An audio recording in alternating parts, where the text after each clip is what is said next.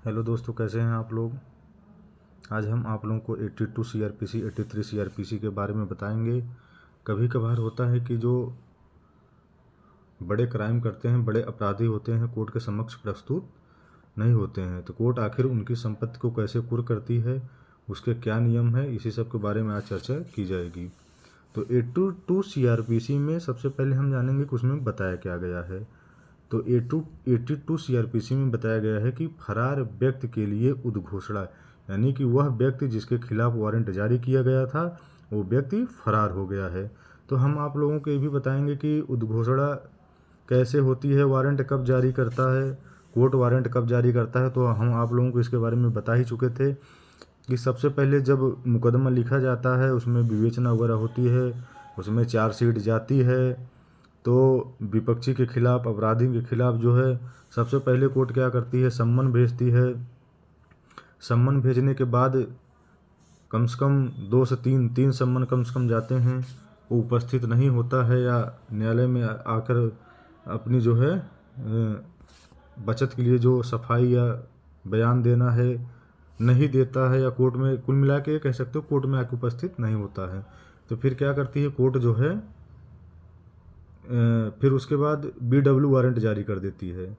BW warrant जारी कर देता है, पुलिस जो है तामीला कराती है कि तामीला मिला करा के उसको जो है नियत दिनांक तिथि से या किस जगह जाना है, कौन से कोर्ट में जाना है, सब अवगत करा के फिर भी वो व्यक्ति जो है समय पे हाजिर नहीं होता है। तो फिर लास्ट की प्रक्रिया क्या है कि कोर्ट जो है उसके खिलाफ NBW वारंट ही जारी कर देती है। लेकिन क्या होता है कि वारंट जारी करने के बाद भी वह व्यक्ति अपने आप को छुपा रहा है, अपने आप को बचाने का प्रयास कर रहा है। उस पुलिस की दबिश देने के बाद भी वो नहीं मिलता है। कभी कभार जो है पुलिस सोचती है कि इस व्यक्ति को जो है पकड़ा जाए, और पकड़ के जो है NBW जारी होने के बाद पुलिस को जो है पकड़ने की अथॉरिटी हो जाती है, क्योंकि NBW में जो है पुलिस जो है अपने तरफ से जमानत नहीं दे सकती है, कोर्ट के समक्ष जो है उपस्थित करना ही पड़ता है। तो जब कोर्ट NBW जारी करती है तो इसका मतलब ये है कि कोर्ट आदेश देती है कि अब तुम लोग जो है, यानी कि थाना के अधिकारियों को ये रिपोर्ट जब भेजती है कि आप जो है इसको जो है, इस अपराधी को आप जो है पकड़ के अब हमारे समक्ष लाइए, यानी कि सीधे तरीके से बुलाया गया तो वो नहीं आया, तो अब इसका मतलब ये है कि आप लोग जो है इसको पकड़ के हमारे समक्ष उपस्थित कीजिए। और वो अपराधी जो है अपने आप को बार बार बचाने का प्रयास कर रहा है और सामने नहीं आ रहा है। पुलिस जब NBW उसके पास जाता है, दबिश भी देती है तो भी नहीं मिलता है। तो कभी कभार ये भी देखा जाता है कि वो जो वारंट जारी किया गया है उसका निष्पादन नहीं हो पा रहा है। निष्पादन का मतलब है कि उसका तामीला नहीं हो पा रहा है एक हिसाब से। तो फिर इसमें क्या करती है कि कोर्ट जो है 3-4 तरीके अपनाती है। जैसे पुलिस जाएगी तो जब उसके जो अपराधी जो भाग गया है, यानी कि जो फरार है, उसके खिलाफ जो है, उसके खिलाफ जब उद्घोषणा हो जाती है तो उद्घोषणा के 2-3 नियम ऐसे हैं जो इसी मस्ट हैं और इसी पे जो है लगभग पुलिस करती भी है। जैसे कि वो जहाँ निवास, जिस गांव में निवास करते हैं, तो कभी कभार जो उद्घोषणा हुई है वो वहीं पे पढ़ा जाए। कभी कभार आप लोग देखे होंगे ढोल वोल बजाते हैं या वहाँ पे माइक में अनाउंस करते हैं, तो एक तो ये करेंगे, और एक तो वो जहाँ निवास कर रहा है वहाँ पे वो जो है नोटिस चस्पा करवा देते हैं। दूसरा काम ये करते हैं।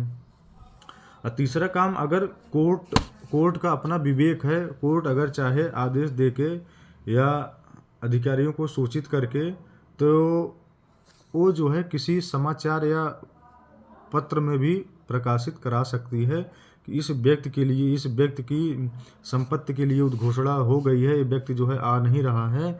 और ऐसे में ये 3-4 नियम जो हैं इसको फॉलो किया जाता है। और एक कंडीशन इसमें और भी मस्ट है कि उद्घोषणा होने के बाद उसको जो है सिर्फ कम से कम 30 दिन का समय दिया जाता है।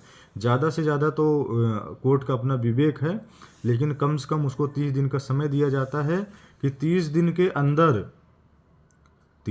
अंदर इतना समय के अंदर फला जगह है, यानी कि किस जगह उपस्थित होना है। 30 दिन के अंदर नियत तिथि पर, नियत समय के अंदर जो है आप वहाँ पे उपस्थित होइए। और फिर भी नहीं उपस्थित हो रहा है तो कभी कभी कुछ अपराधी इस टाइप के भी होते हैं कि उनको जैसे पता चलता है कि उद्घोषणा हो चुकी है, अब उद्घोषणा होने के बाद 83 सीआरपीसी में बताया गया है कि फरार व्यक्ति की संपत्ति की कुर्की, फरार व्यक्ति के संपत्ति की कुर्की, तो वो लोग भी अपना वकील किए रहते हैं कि कभी कभार सामने नहीं आते हैं। और ऐसे लोग कभी कभार देखा जाता है कि उनको विधि की या कानून की बड़ी जानकारी भी रहती है। तो जैसे उनको पता चलता है कि पेपर में पढ़ लेते हैं या नोटिस की तामील है, या गांव के आदमी किसी ने फ़ोन करके बताया कि तुम्हारे खिलाफ जो है ऐसे ऐसे ढोल बजी या सूचना दी गई, तुम्हारे जो है तुम्हारे खिलाफ उद्घोषणा जारी हुई, तो वो आदमी कभी कभार ऐसा भी करता है कि जो उसकी चल या अचल संपत्ति है, उद्घोषणा होने के बाद वो कभी कभार ऐसा प्रयास करता है कि लाओ उसको हम बेच लें।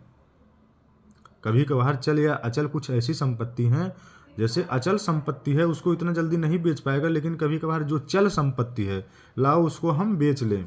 तो अगर ऐसा जो है कोर्ट को अगर ऐसा महसूस होता है कि फरार व्यक्ति अपनी चल या अचल संपत्ति को या किसी भी तरीके से प्रयास करके बेचने का प्रयास कर रहा है, तो कोर्ट क्या करता है, 82 सीआरपीसी के साथ साथ 83 सीआरपीसी की भी कार्रवाई तुरंत कर देता है। यानी कि उद्घोषणा के साथ साथ संपत्ति की कुर्की की भी जो है कार्रवाई कर देता है। तो यानी कि फिर उसको जो है समय नहीं मिल पाता। लेकिन ऐसा कोर्ट कब करेगा, जब उसको ऐसा महसूस होगा या सूचना मिलेगी कि यह व्यक्ति जो है इसके खिलाफ उद्घोषणा हुई है, अब यह जो है अपनी चल संपत्ति या अचल संपत्ति को जो है बेचने के फिराक में है किसी न किसी तरीके से। तो अचल संपत्ति को इतनी आसानी से तो बेच नहीं सकता, लेकिन कभी कभार है कि चल संपत्ति को ही जो है बेचने के फिराक में रहता है। तो कोर्ट ऐसा करता है कि वो 82 सीआरपीसी के साथ 83 सीआरपीसी की कार्रवाई कर देता है। और ये जब 83 सीआरपीसी की कार्रवाई होती है, नियमानुसार ज़्यादातर ये देखा जाता है कि 82 सीआरपीसी की कार्रवाई होगी, उसके पश्चात ही 83 सीआरपीसी की कार्रवाई होती है।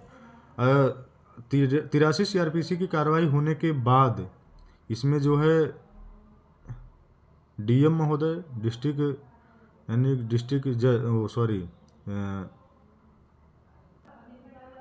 जिलाधिकारी महोदय के यहाँ भी ये बात जाती है, उनके भी संज्ञान में आता है। उनके द्वारा भी मामले को जो है पृष्ठांकित करा जाएगा, उनके द्वारा भी आदेश दिया जाता है। बिना उनके जो है आदेश निर्देश के परमिशन के कुर्की भी नहीं होती है।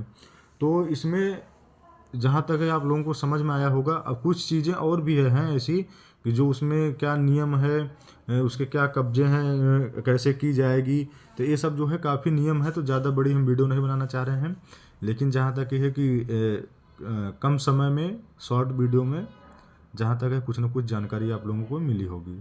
तो कैसी लगी ये वीडियो, तो इसमें ये सब भी है कि जिस ज़िले में भूमि है उस ही ज़िले के डीएम साहब के आदेशानुसार या उसमें जो है उनके आदेश निर्देश के हिसाब से करी जाएगी। ये सब कंडीशनें हैं, इसमें बहुत कुछ है, लंबा पढ़ना पड़ेगा, लेकिन हम शॉर्ट में ही एक छोटी सी जानकारी के लिए वीडियो आप लोगों के लिए बना दिए हैं।